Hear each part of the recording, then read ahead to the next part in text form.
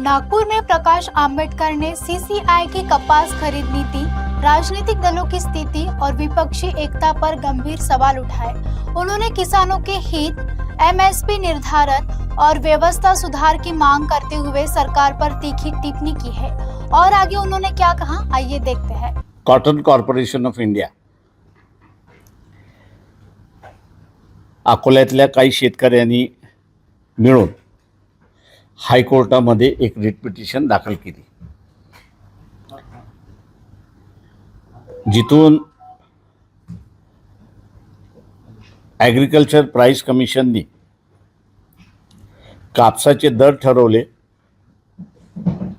आणि सीसीआयने कापूस विकत खरेदी करायला सुरुवात केली। त्याचा एक परिणाम झाला तो म्हणजे आत्महत्याग्रस्त शेतकऱ्यांची संख्या कमी होत राहिली। परंतु एक नवीन पद्धत सीसीआयमध्ये सुरुवात झाली आहे की ह्या पिटिशन मार्फत ती कोर्टासमोर आणलेली आहे आणि ती म्हणजे 20%, 25% सीसीआयने जे बेल केलेले आहेत, कापसाचे बेल केलेले आहेत, त्याला पडेल भावाने विकायचं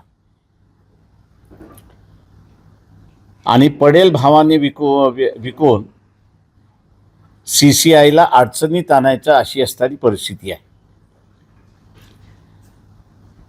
सीसीआय अडचणीत आली तर आज जे शेतकऱ्यांचं काही प्रमाणात शोषण थांबलेलं आहे, कापसाच्या शेतकऱ्याचं शोषण थांबलेलं आहे, ते पुन्हा सुरुवात होण्याची शक्यता आहे। कारण का शासन लॉस मेकिंग कॉर्पोरेशन जे आहे ते सस्टेन करू शकणार नाही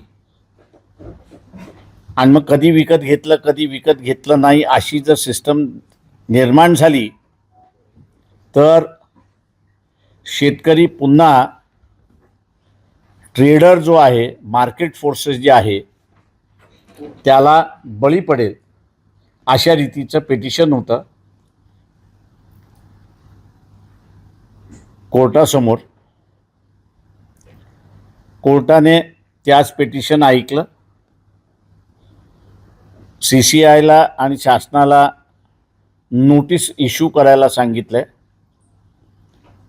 2 आठवड्यामध्ये शासनाला आणि सीसीआयला रिप्लाय दाखल करायला सांगितलेला आहे आणि त्यांचा रिप्लाय आला की मग असं फायनल हिअरिंगला त्या ठिकाणी लावण्यात येईल असं कोर्टाने आज आदेश दिले।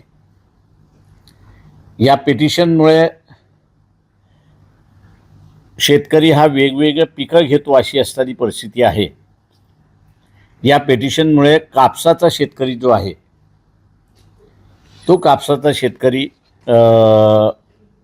जो ॲग्रिकल्चर प्राइस कमिशनने भाव दिलेला आहे ती तरी मिळण्याची त्याला शाश्वती आहे अशी परिस्थिती आहे। मी असं मानतो की इथला असणारा विदर्भामधला असणारा धानाचा शेतकरी सुद्धा आहे, त्याला कुठल्याही पद्धतीने सुरक्षितता नाही अशी असणारी परिस्थिती आहे। तोही मार्केट फोर्सेसला बळी पडतोय अशी परिस्थिती आहे। शासनाला आम्ही असणारा विनंती करणार आहोत, शासनाला आम्ही असणारा विनंती करणार आहोत की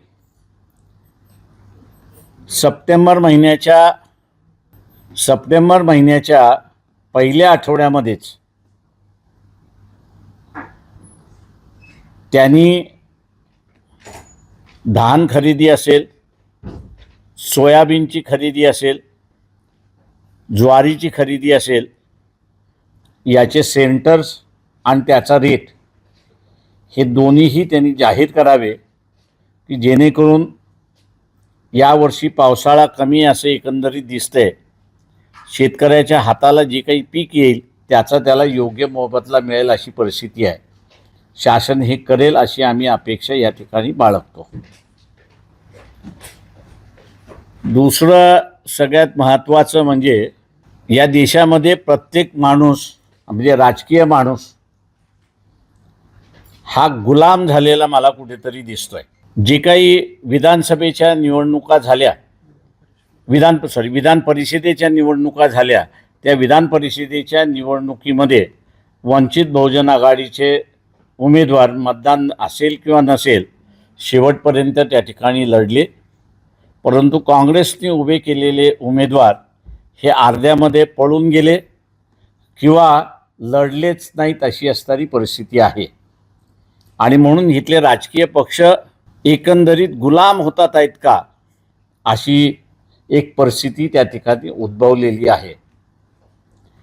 RSS जे असणारं एक कॅरेक्टर बिल्डिंग ऑर्गनायझेशन म्हणून स्वतःला असं संबोधते, त्याचे मोहन भागवत सुद्धा नरेंद्र मोदीला गुलाम झालेले एकंदरीत दिसत आहेत. कारण का आंतरराष्ट्रीय आपण असं बघितलं तर पंतप्रधानाची असणारी चिथू व्हायला लागलेली आहे. आणि देशाला ज्याला आपल्याला म्हणता येईल की आर्थिक दृष्टीने गुलाम करण्याची असणारी प्रक्रिया सुरुवात झाली आहे. मधुकेश्वर असतील, सुब्रमण्यम स्वामी असतील किंवा वानखडे असतील, या सगळ्यांनी पंतप्रधानाच्या चारित्र्यावरती शंका व्यक्त केलेली आहे. आणि ही शंका व्यक्त केल्यानंतर RSS जे स्वतःला असणारं एक कॅरेक्टर बिल्डिंग ऑर्गनायझेशन म्हणतं, त्यांनी कुठल्याही पद्धतीने पंतप्रधानांना विचारलेलं नाही. हे जे पब्लिकली आरोप होतात आहेत, त्या पब्लिकली आरोपामध्ये तथ्य आहे का याच्या संदर्भातला खुलासा मोहन भागवत यांनी पंतप्रधानांना विचारलेला नाही. ज्या अर्थी ही हिंमत मोहन भागवत दाखवत नाहीत, त्या अर्थी मी असं मानतो की नरेंद्र मोदीने मोहन भागवत यांना असणारं गुलाम केलेलं अशी परिस्थिती आहे. आणि पंतप्रधान नरेंद्र मोदी यांना अनेक देशातल्या राष्ट्राध्यक्षाने त्यांना जे पाहिजे ते करून घेतात आहेत अशी परिस्थिती आहे.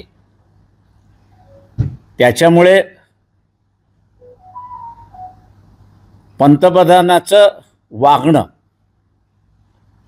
किंवा त्यांच्या असणाऱ्या ज्या काही वीकनेसेस आहेत त्या वीकनेसेस एक्सप्लॉइट करण्याचं चाललेलं आहे.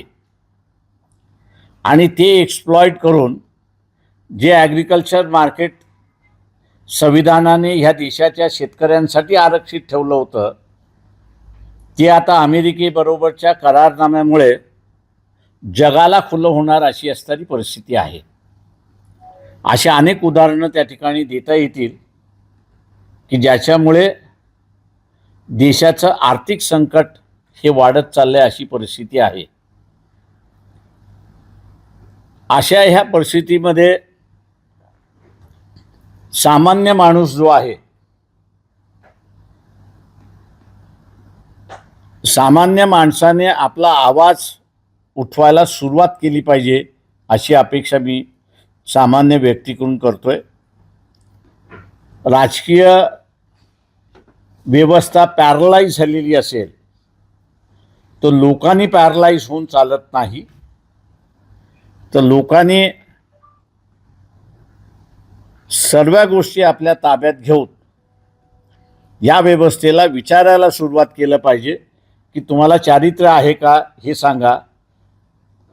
नसेल तर खुर्ची खाली करा ही सांगण्याची ताकद सामान्य माणसाची आहे आणि तो अधिकार त्या सामान्य माणसाने बजावला पाहिजे अशी अपेक्षा आम्ही त्या ठिकाणी धरतो आहोत. आमच्या परीने वंचित बहुजन आघाडीच्या वतीने लोकजागृती आणि त्याच्याचबरोबर कुठल्या व्यवस्थेमध्ये आपण असारा गुलाम होतोय हे मांडण्याचं कामकाज आम्ही त्या ठिकाणी करतोय. लोकांनी त्याला उठाव करावा अशी आमची अपेक्षा आहे.